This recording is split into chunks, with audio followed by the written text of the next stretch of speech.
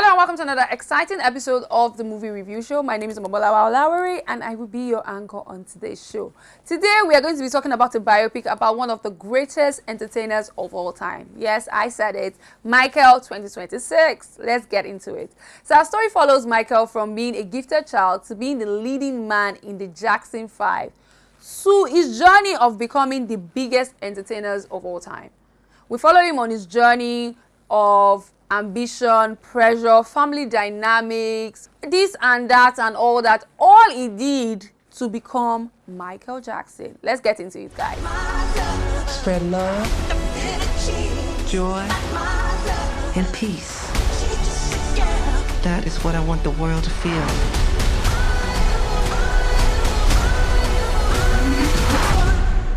So the cinematography and edit was really good because they already had the advantage of having great scores. I mean, you have the entire catalog of Michael Jackson at your disposal, so like you can only go up from there. And then they also had like a great piece of Michael Jackson's nephew playing him in the movie, who looked like him, spoke like him, walked like him, had the stage presence of Michael Jackson himself. So he felt like an embodiment. He felt like Michael Jackson was actually on screen, and that worked to the advantage as like crazy. And they had amazing costume. Like it really felt like, oh, you know, the 80s when they were doing the afros and the jerry curls. Even they even had to recreate some of the concerts where they told us, they told us that, oh, people used to faint at Michael Jackson's concerts. We saw that in the movie. The cinematography was really good. Like just little details and tiny things here and there that they were able to bring together. Kudos to them, like that really good. You're beautiful. You're the greatest of all time.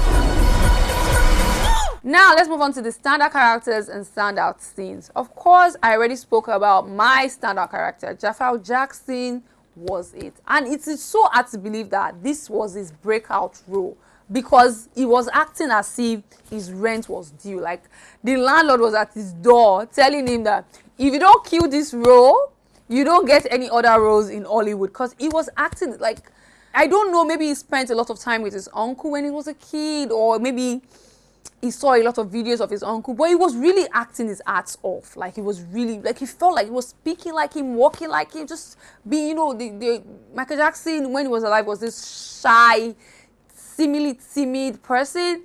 And he was able to carry that really well. It was actually terrifying. Like, wow. Even the dance moves, the way he was able to do the dance moves, wow. Really good. And now moving on to standout scenes. There were a lot of scenes that stood out to me.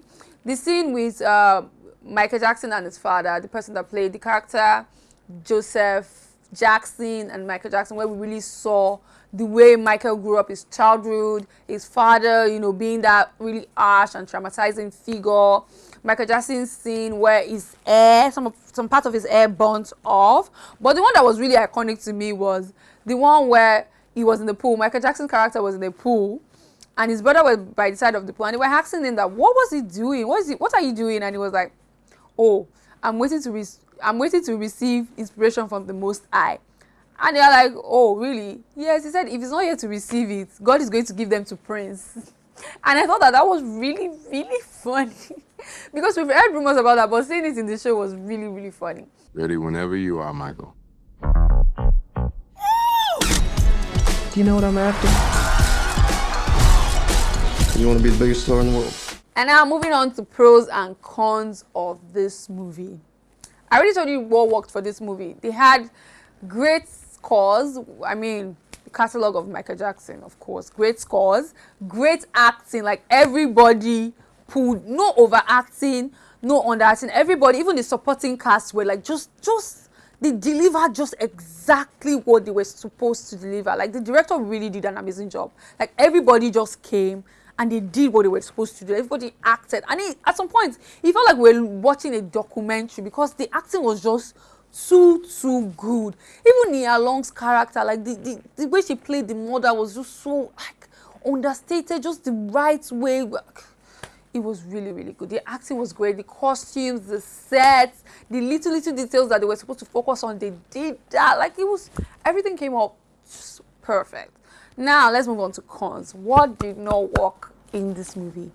So Michael Jackson was a very public figure when he was alive, and watching this movie, you can just tell that there were a lot of important events that they skipped over. And I'm wondering why. For example, Janet Jackson was not mentioned in the movie at all. And it leaves you wondering, like, Janet Jackson was such an important figure in Michael Jackson's life. Like, how will you tell an entire story and not even mention his baby sister once? Like, so it leaves you wondering, like, what else did you guys leave out of this movie? There are a lot of scandals that Michael Jackson had in his life that it was big scandals that were not included in the movie at all. Like, just left out. That's crazy. If you're going to make a biopic, please include everything. To capitalize on Michael's success. Because the Jackson family is the brand. That's our Coca-Cola. And now, the verdict, must watch or pass. I think you should see this movie. Like, you need to see the movie. It is really, really good. The acting is great, the costumes, the music. Like, it's a fun movie to see. You need to see it. There's a reason it has broken box office records, so you need to see this movie. Trust me. Family. But I just want to do my own thing. Just have all these ideas in my head. Just gotta get them out. Then do it, Michael. Not a little boy anymore.